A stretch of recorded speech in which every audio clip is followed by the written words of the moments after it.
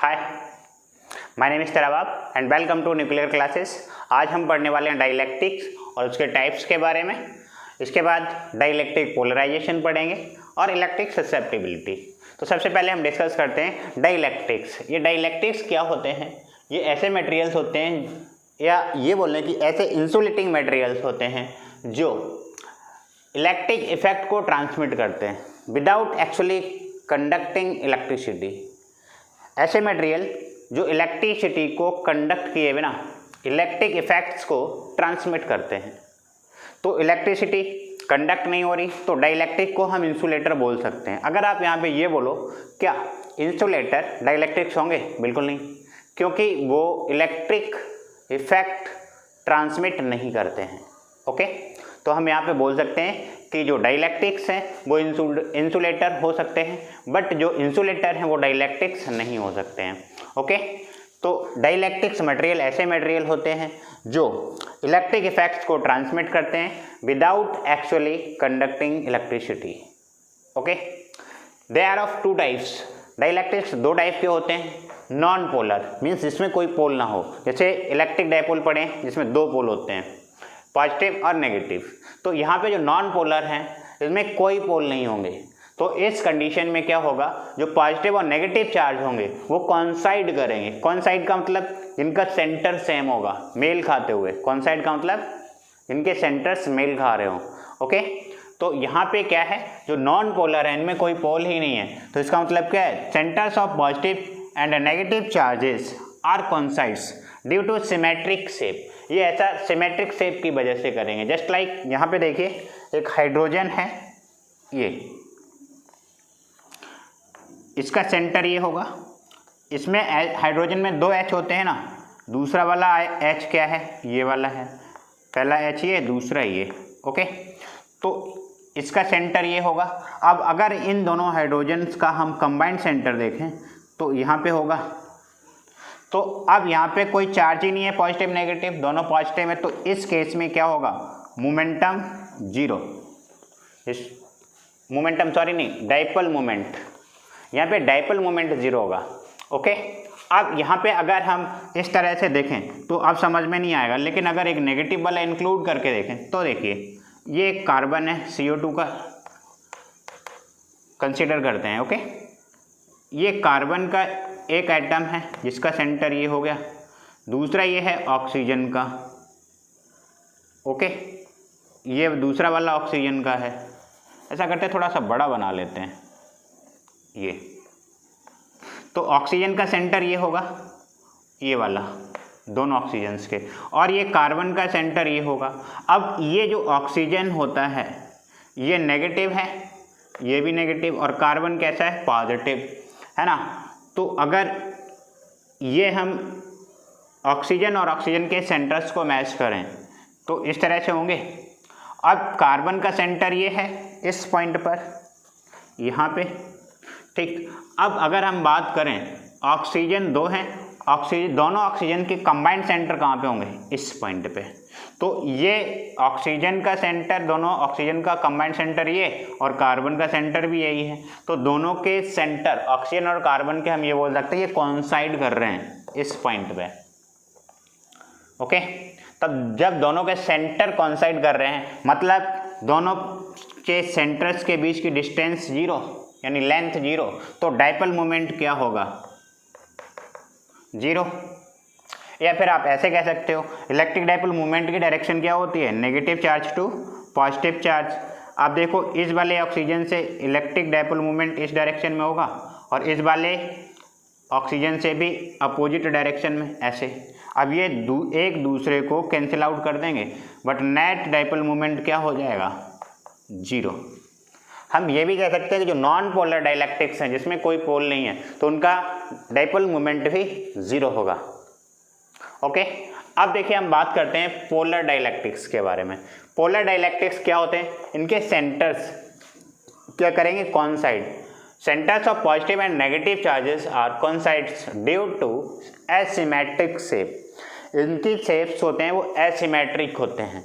देखिए, जैसे कि HCl है, H2O, NH3 एक्सेट्रा। यहाँ पे हम शेप कंसीडर करते हैं Cl का। हमने मान लिया कि ये Cl है, ओके, और इधर है हाइड्रोजन H, तो Cl का सेंटर ये होगा और हाइड्रोजन का इधर होगा इस तरफ। अगर हम इनके सेंटर्स को मैच करें ये, तो ये वाला नेगेटिव चार्ज होता है इस पे Cl पे और हाइड्रोजन पे पॉजिटिव। तो अब इनके जो सेंटर हैं वो कॉन्साइड नहीं कर रहे, क्लोरीन का यहाँ पे है और हाइड्रोजन का यहाँ पे है, ठीक है ना। अब यहाँ पे हम कॉन्साइड नहीं कर रहे हैं, ये नेगेटिवली चार्ज है और ये पॉजिटिवली हाइड्रोजन, तो अब यहाँ पे इलेक्ट्रिक डाइपोल मोमेंट होगा। अब किधर होगा? इलेक्ट्रिक डाइपोल मोमेंट का direction negative charge to positive charge, इस तरह से होता है, ओके। अब यहाँ पे अगर हम H2O का कंसीडर करें, देखिए ऑक्सीजन कैसा होता है? नेगेटिव, अभी यहाँ पे लिया था हमने, और ये जो हाइड्रोजन है, ये हाइड्रोजन, ये क्या होते हैं? पॉजिटिव। तो ऑक्सीजन कैसा है? नेगेटिव और हाइड्रोजन पॉजिटिव। अब ऑक्सीजन का अगर हम सेंटर देखें नेगेटिव का, ये यहाँ पे होगा, और हाइड्रोजन का ये वाला और ये वाला, दोनों हाइड्रोजन के। अब हाइड्रोजन का कंबाइंड सेंटर अगर देखें ये, तो यहाँ पे कहीं होगा, मतलब पॉजिटिव चार्ज का कंबाइंड सेंटर यहाँ और नेगेटिव का यहाँ पे। तो अब दोनों के बीच में ये वाली डिस्टेंस होगी, ये कुछ ना कुछ डिस्टेंस है, ये पॉजिटिवली चार्ज है, ये नेगेटिवली, मतलब दो पोल हो गए, तो डाइपोल मोमेंट होगा। तो डाइपोल मोमेंट किधर होगा? Negative charge to positive charge, इस तरफ, ओके। तो हम ये भी कह सकते हैं पोलर डाइलेक्ट्रिक्स, जिसमें दो पोल हों, एक तरफ नेगेटिव दूसरी तरफ पॉजिटिव, तो उसका डाइपोल मोमेंट होगा कुछ ना कुछ। तो पोलर डाइलेक्ट्रिक्स का डाइपोल मोमेंट नॉन जीरो होता है। और ये कह सकते हो कि जो नॉन पोलर हैं, जिनमें कोई पोल ही नहीं होता, वो क्या होगा? उनका डाइपोल मोमेंट जीरो होता है, ओके। अब हम बात करते हैं डाइलेक्ट्रिक पोलराइजेशन।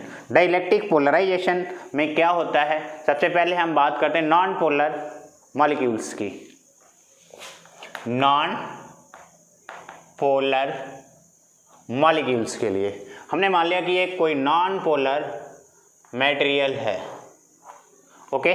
तो इसके मॉलिक्यूल्स क्या करते हैं? इसके मॉलिक्यूल्स में जो भी पॉजिटिव नेगेटिव चार्ज हैं वो कॉन्साइड करते हैं, मतलब मेल खाते हैं उनके सेंटर्स, जस्ट लाइक ये नेगेटिव और positive, negative positive, negative positive, इस तरह से।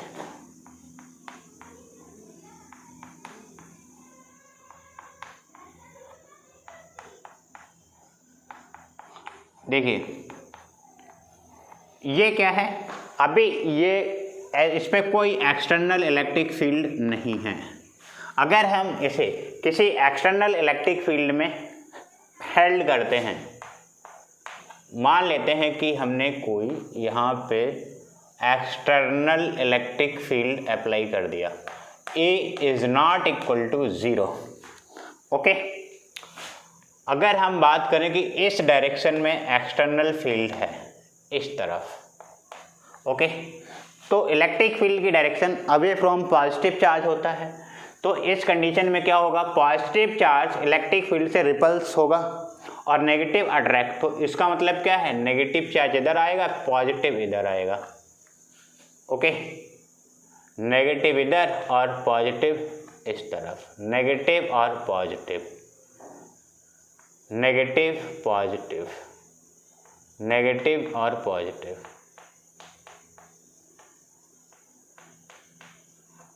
इस तरह से।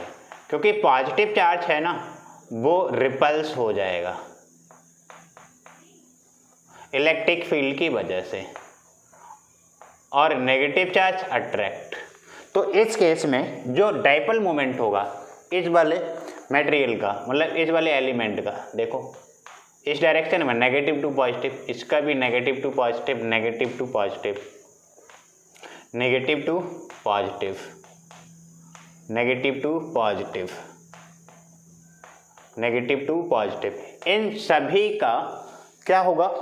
डाइपोल मोमेंट सेम डायरेक्शन में होगा। तो हम ये बोल सकते हैं जो नेट डाइपोल मोमेंट है ये कैसा हो जाएगा? Non zero. तो हम इसको क्या बोलेंगे? नॉन पोलर डाइलेक्ट्रिक कैसा है? पोलराइज। और ये वाला क्या है? इसमें पॉजिटिव और नेगेटिव चार्ज कोइंसाइड कर रहे हैं, तो इनका जो नेट मोमेंट है डाइपोल मोमेंट वो 0 होगा। तो इसको हम बोलते हैं polarization of non polar molecules. Okay, अब हम बात करते हैं polar dielectrics. Second point, polar dielectrics. Polar dielectrics में क्या होता है, जिसका कुछ न कुछ पहले से क्या है डाइपोल मोमेंट, लेकिन अगर हम किसी मटेरियल का देखें इस तरह से, हम मान लेते हैं यहाँ पे कुछ मॉलिक्यूल्स इस तरह से हैं, ये पॉजिटिव है ये नेगेटिव है, ये पॉजिटिव है ये नेगेटिव है, इस तरह से नेगेटिव पॉजिटिव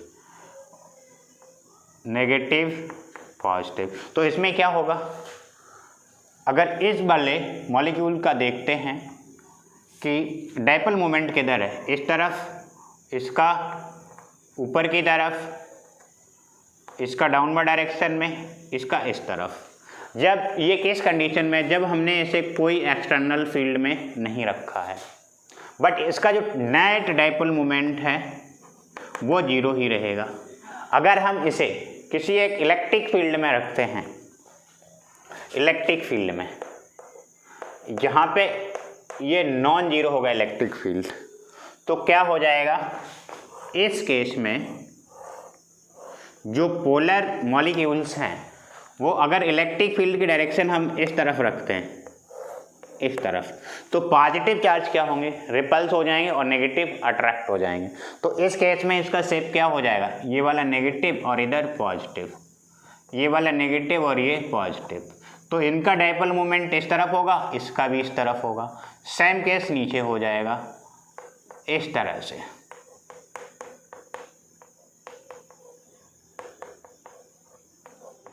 ऐसे अब इन सभी का अलग अलग डाइपोल मोमेंट क्या है, सेम डायरेक्शन में, तो नेट डाइपोल मोमेंट क्या हो जाएगा, नॉन जीरो। ओके, तो इस केस को हम बोलेंगे polarization of polar dielectrics. Okay, इसे आप अच्छे से नोट करिए। इसके बाद हम पढ़ने वाले हैं इलेक्ट्रिक ससेप्टिबिलिटी। ओके, चलिए, अगर आपने नोट नहीं कर पाया है तो वीडियो को पॉज करके नोट करिए।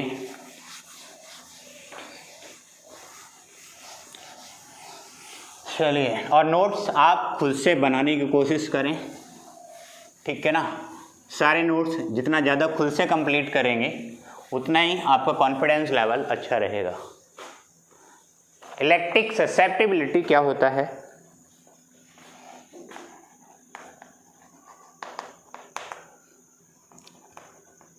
ससेप्टिबिलिटी।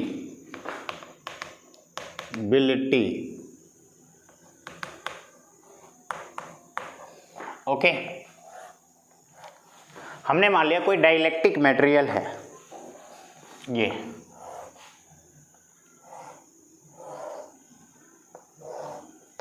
ओके, अगर हम इसे किसी इलेक्ट्रिक फील्ड में रखते हैं, means electric field non zero हो जाता है। ओके, तो इस केस में क्या होगा, अगर इलेक्ट्रिक फील्ड की डायरेक्शन हम इस तरफ करते हैं ऐसे, तो जो पॉजिटिव चार्ज होंगे वो रिपल्स होंगे इलेक्ट्रिक फील्ड की डायरेक्शन में, और नेगेटिव चार्ज उसकी अपोजिट डायरेक्शन में। इस तरह से मान लीजिए ये नेगेटिव है और ये पॉजिटिव है। अब ये वाला नेगेटिव है, ये पॉजिटिव है, यहाँ नेगेटिव और positive, negative positive, negative positive, negative positive. अब यहाँ पे बात करते हैं इनकी, इस तरह से हर मॉलिक्यूल का डाइपोल मोमेंट इलेक्ट्रिक फील्ड की डायरेक्शन में हो जाएगा। देखो, negative to positive, negative to positive, negative to positive. Okay, अब इधर भी ऐसा ही होगा, positive negative, positive negative. Okay, अगर हम बात करें डाइपोल मोमेंट की, इसका भी सेम होगा, negative charge to positive charge, और जो नेट है ना वो किधर होगा, इलेक्ट्रिक फील्ड की डायरेक्शन में। आप देखते हैं यहाँ पे ये हमने क्या फील्ड अप्लाई किया, E0 मान लेते हैं इसको। अब इसके अंदर वाली प्लेट को देखें तो क्या हो जाएगा, इलेक्ट्रिक फील्ड, ये पॉजिटिव चार्ज है और ये वाला नेगेटिव चार्ज है। तो इस केस में जो इलेक्ट्रिक फील्ड होगा वो किधर हो जाएगा, इस तरफ, EP। EP electric field due to polarization है और ये एक्सटर्नल इलेक्ट्रिक फील्ड है। तो अगर हम इफेक्टिव इलेक्ट्रिक फील्ड निकालें, इफेक्टिव मतलब ये जो एक्सटर्नल है ना उसका अपोज कौन करेगा, electric field due to polarization. Okay, तो रिड्यूस कितना हो जाएगा, E0 माइनस EP। ये हो गया इफेक्टिव इलेक्ट्रिक फील्ड। ओके, तो यहाँ पे क्या हुआ, ये जो डाई इलेक्ट्रिक मटेरियल है वो पोलराइज हो गया।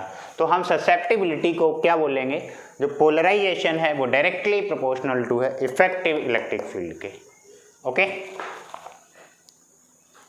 It is directly proportional to, it is से मतलब है electric susceptibility, directly proportional to effective electric field.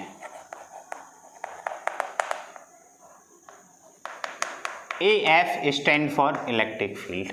Okay, तो पोलराइजेशन को अगर हम P से डिनोट कर दें तो डायरेक्टली प्रोपोर्शनल टू हो जाएगा E। अगर हम यहाँ पे इक्वल का साइन यूज करेंगे तो एक कांस्टेंट आएगा काई, इसको हम बोलते हैं इलेक्ट्रिक ससेप्टिबिलिटी। ये जो काई कांस्टेंट आया, काई CHI, ओके, इसको हम बोलते हैं इलेक्ट्रिक ससेप्टिबिलिटी।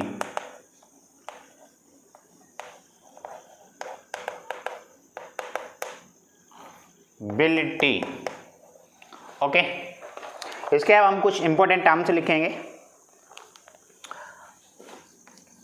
ये अगर आपसे पूछा जाए इलेक्ट्रिक ससेप्टिबिलिटी किसकी है तो डाइलेक्ट्रिक्स मटेरियल्स की, तो यहाँ पे ये भी लिख लो ऑफ डाई इलेक्ट्रिक्स। ओके, अब इसके कुछ पॉइंट लिखेंगे। ये क्या है, जो इलेक्ट्रिक ससेप्टिबिलिटी है वो क्या करता है, इलेक्ट्रिकल बिहेवियर को शो करता है। डाइलेक्ट्रिक्स का क्या इलेक्ट्रिकल बिहेवियर है उसको शो करेगा। ओके, तो पहला स्टेटमेंट क्या लिखोगे, chi describes the electrical behaviour of dielectrics. Okay, और ये जो वैक्यूम के लिए होता है ना, फॉर वैक्यूम काई एम होता है 0। ओके, अगर आप बात करें डाइइलेक्ट्रिक कांस्टेंट की और इलेक्ट्रिक ससेप्टिबिलिटी का रिलेशन, अगला स्टेटमेंट है relation between dielectric constant and electric susceptibility के इक्वल टू होता है 1 प्लस काई एम।